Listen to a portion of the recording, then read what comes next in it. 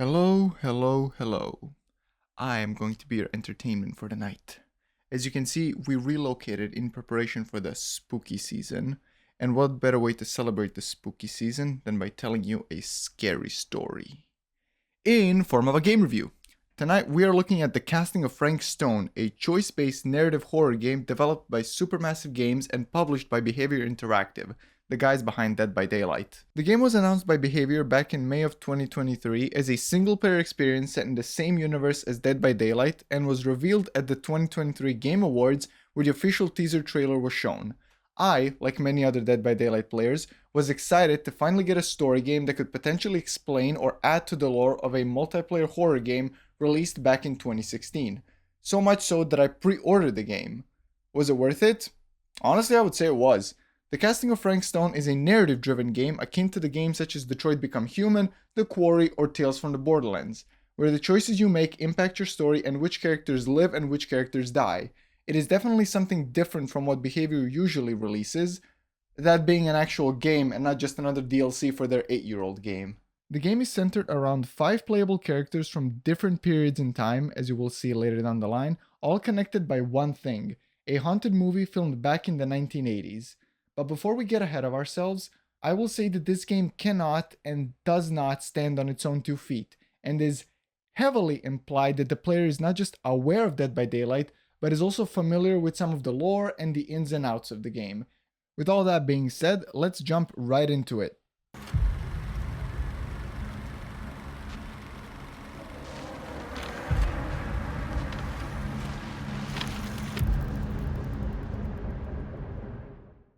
We'll start with the graphics first, as I like to begin on a good note. Graphics are great. The game really looks good. The lighting, when there is light, the character models all look great. Are they on par with Detroit Become Human? No, absolutely not. But I think this game could compete for a close second. The facial animations are serviceable, they do convey emotions the character is feeling, but it still looks a bit stiff. When the player needs to make a dialogue choice, their face is either stiff as a board or is vaguely conveying emotion.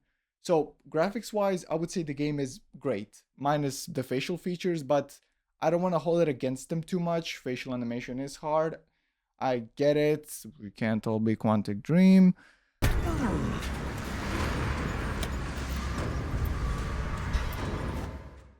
The gameplay is pretty straightforward for anyone who played this type of game, but for those who haven't, you impact the story with your decisions and choices you make, as it says at the beginning of the game. Throughout the game, you will have dialogue choices you can make, and picking certain choices can either raise your relationship with the person you're talking to or lower the relationship.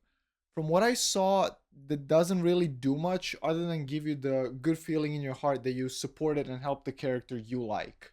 Other gameplay features include you actually moving around the space looking for items and clues, and you can search for these like tiny artifacts for an achievement. And so far I found 11 out of 12 of those, but that's more for my completionists out there.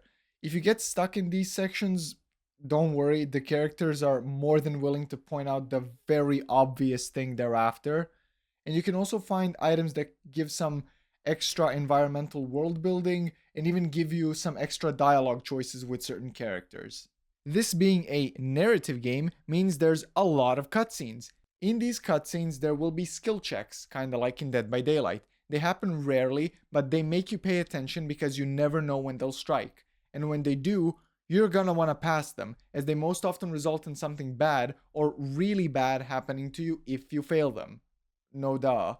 Other than that, we have the button mashing quicktime events, which don't get impacted by the chosen difficulty whatsoever. I tried it on both Survivor and Observer difficulty, and there was no difference.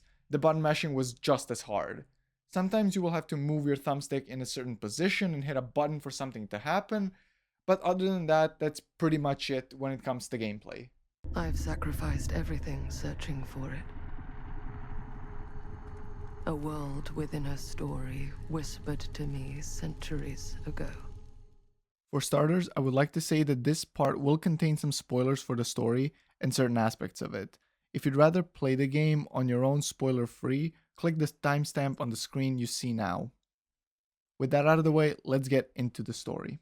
The story of the casting of Frank Stone on the surface might present itself like a take on a standard horror formula of a killer hunting down his victims while they're making a film, and the trailer they showed at the Game Awards would have led you to believe that that's what you're in for.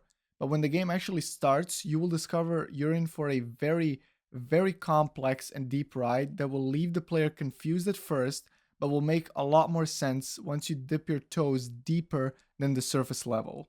Comparing the story and the characters to a game such as Detroit Become Human is pointless, as Detroit will always come out on top because the game has both the characters and the story down to the last detail, and it's obvious why the game is the king of choice based narrative games. And the casting of Frank Stone may not have the deepest characters, but what it lacks in character depth makes up more than enough in the story department. The story of this game is about 6 hours in length and follows a non-linear story of a different cast of characters all in different time periods and different timelines. Even though they aren't in the same timeline, they are sort of meant to fulfill each other, as one cannot function without the other.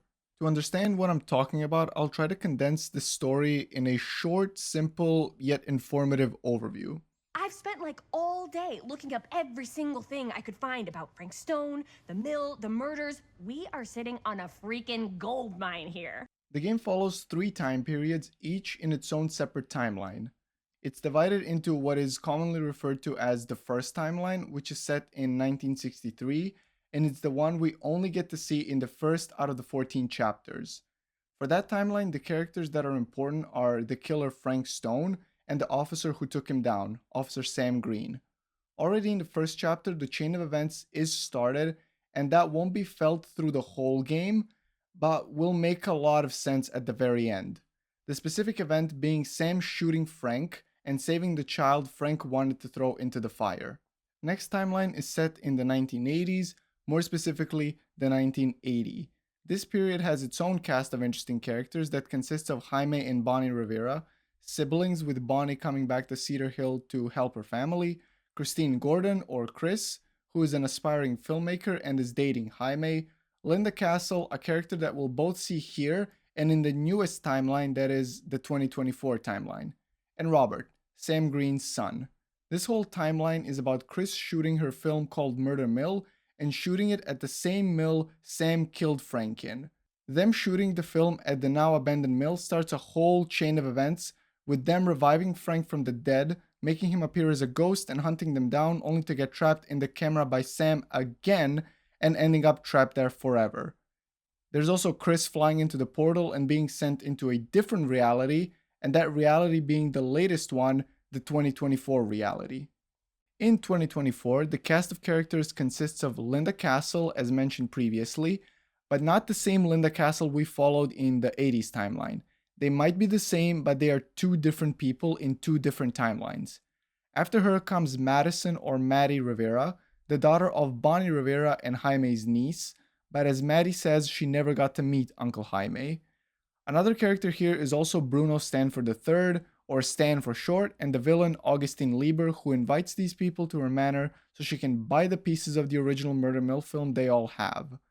Linda has it since we've seen in the 80s she's the one who made the film, and I know I said this Linda and that Linda are not the same, but keep in mind these realities are almost the same, with a few minor tweaks that are affected by the player choice and how they choose to play it. So Linda did film Murder Mill in both realities, just in 2024 reality, the filming went smoothly without the Frank Stone fiasco.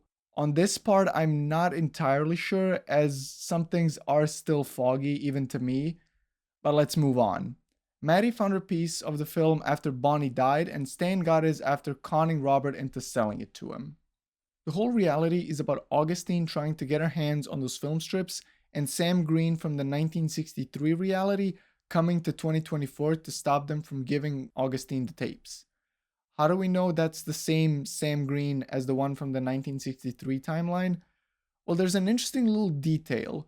If you fail to save the baby back in 1963, that baby will actually turn out to be Jaime, and Linda will tell Sam about him kicking Chris, her, and Jaime out of the mill, to which Sam will be confused as to who Jaime actually is, even though Linda will present him as her best friend from childhood. That's because Jaime died as a baby in his reality, so there's no way Sam could have remembered him.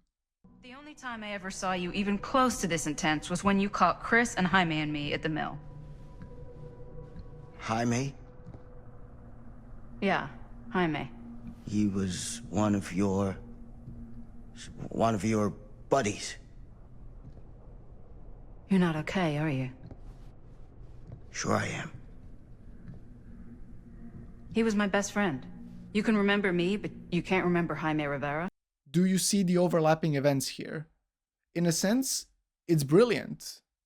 But other than that, Frank comes to life here, starts attacking everyone, and depending how you play, all the characters can survive, some can survive, or none can survive. What I just described to you was a very messy and a very short overview of the story. And if you don't fully understand it, I think it's perfectly fine because that was kind of the purpose of the story itself. I played this game with the expectations of a slasher type film just in a video game format, but I was given a story that made me think and most of all rewarded replayability through expanding the player's field of view the more they explored other options. The choices in this game do matter, but there's a chance you will never see the outcome of your first choice as your second choice overlapped your first choice and now the first choice doesn't actually matter. For example, if you flee as Jaime when Chris gets sucked into the portal, that was your first choice, and that choice can have a consequence only if Chris decides to come back to her timeline.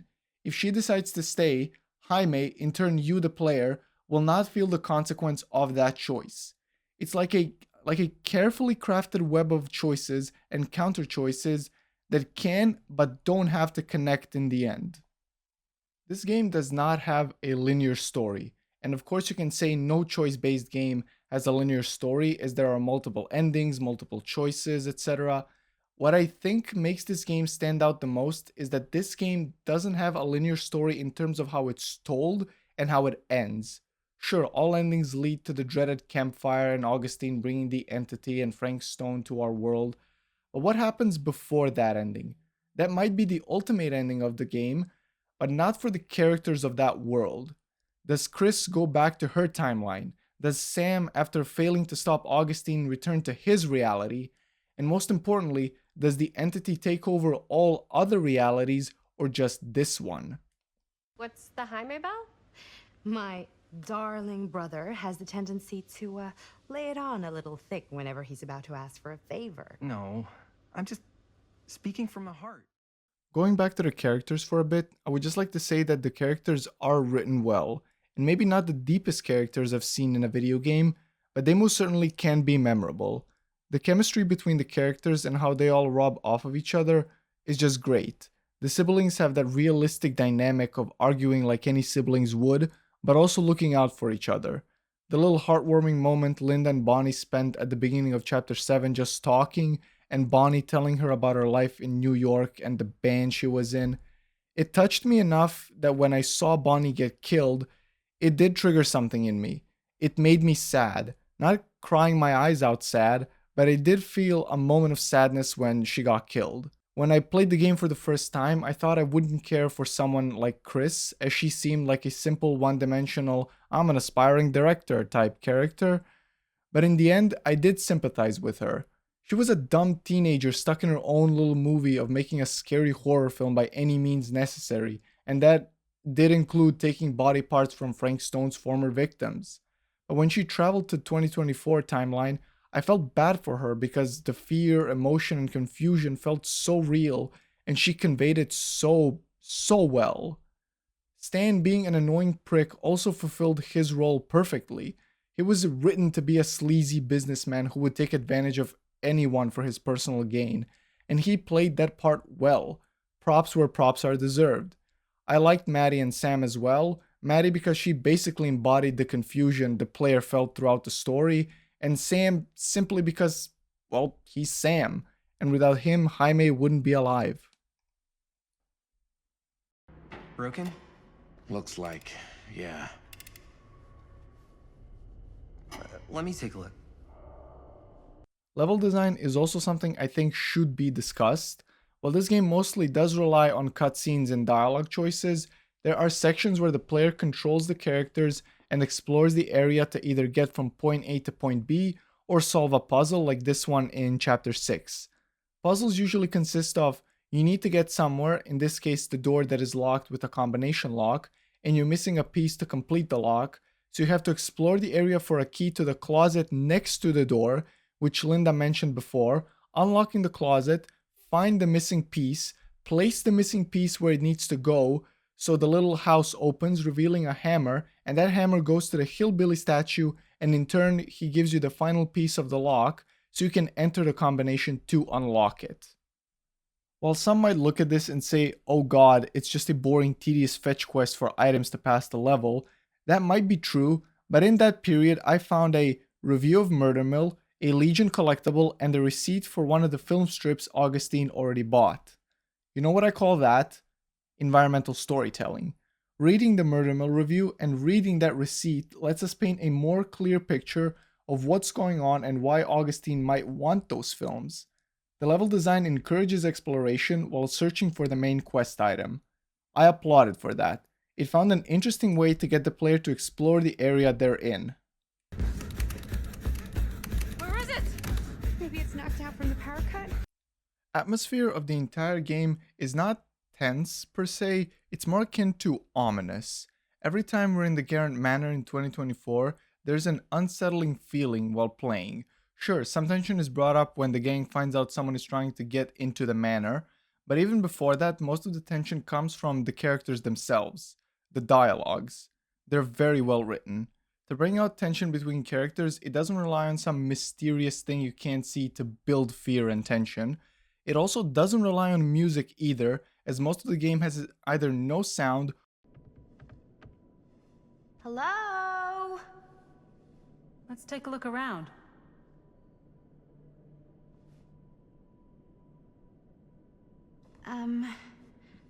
Hello? We've arrived. Or ambient noises and ambient noises alone.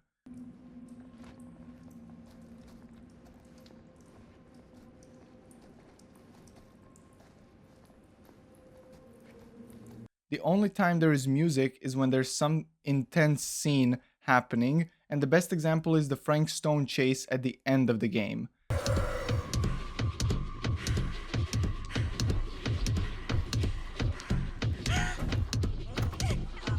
Soundtrack doesn't start slow and slowly builds up, it's amped up, trying to get the player amped up because, hey dummy, just to remind you, there's an undead rabbit killer after you, think fast. And while the music does play during the cutscenes when there's nothing you can really do, it still gives that feeling of that like adrenaline rush and the fear of, oh my god, is this character gonna make it or not? I'm gonna say, guys and gals who worked on the soundtrack, just nothing but praise. You did a bang up job. Something that also contributes to the overall atmosphere is how dark the game is. While playing it, I will admit I was annoyed at times because some sections were so dark I barely saw my characters, and some sections should have been a tad bit brighter. But for other sections like the woods and the sewer under the mill, the darkness was justified. I mean, you try going into the sewers without a flashlight and not get lost.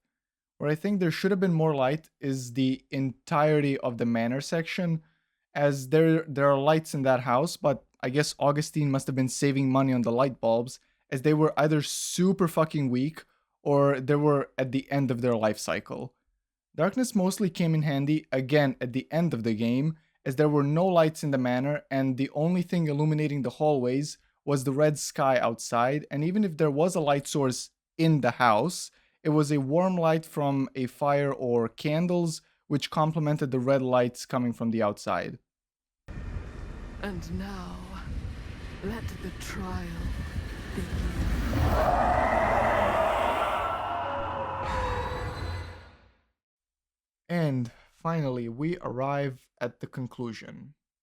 I've honestly written and rewritten not just the conclusion, but the entirety of this review so many times. You can say each script was its own separate reality, like in this game, as all of them told kind of the same story, just in drastically different ways. What is my honest opinion of this game? I think this game attempted something unique by using an already established universe that we don't know much about and added some extra lore into it with this game. I would say they succeeded with that. While I did say at the beginning that this game cannot and does not stand on its own 2 feet, I wouldn't say it's entirely true. Yes, people who play Dead by Daylight will have a bit more context and a broader picture in front of them, as they are familiar with some aspects of the lore, but that doesn't mean non-Dead by Daylight players will miss out on much of the content this game provides. The game's story, while complex and not as surface level as even I myself thought not too long ago, is great. It presented itself as a typical horror game and took the player on a wild and intense ride through different realities and characters. Those who just played it once, got one of the endings, got the conclusion to the story, and called it a day, I would say they got their slasher video game they saw in the trailers. But those who dug deeper, looked at the collectibles, looked at the details in the levels, those players most likely got a more fulfilling conclusion as they understand the bigger picture and the full story this game tried to tell. This game was about a cult fanatic trying to bring an entity into our world, and for that she needed a killer who died, and she brought him back to hunt and kill again. That's the simple story first-time players most likely got. The people who stuck around and replayed all the possibilities managed to piece together that there are different realities and each one has its own twists and turns, and for that alone, I would fully recommend this game, discount be damned. While the performance of this game is not the best, I think the story more than makes up for it. If you enjoy complex storytelling and having to think about what you just played, along with the countless replayability this game offers, this is a game for you. If you just want to see Dead by Daylight Easter eggs, I'd say wait for a discount or just watch it on YouTube. Well, that's gonna be it from me, folks. Stay safe out there while trick-or-treating and Always check your candy.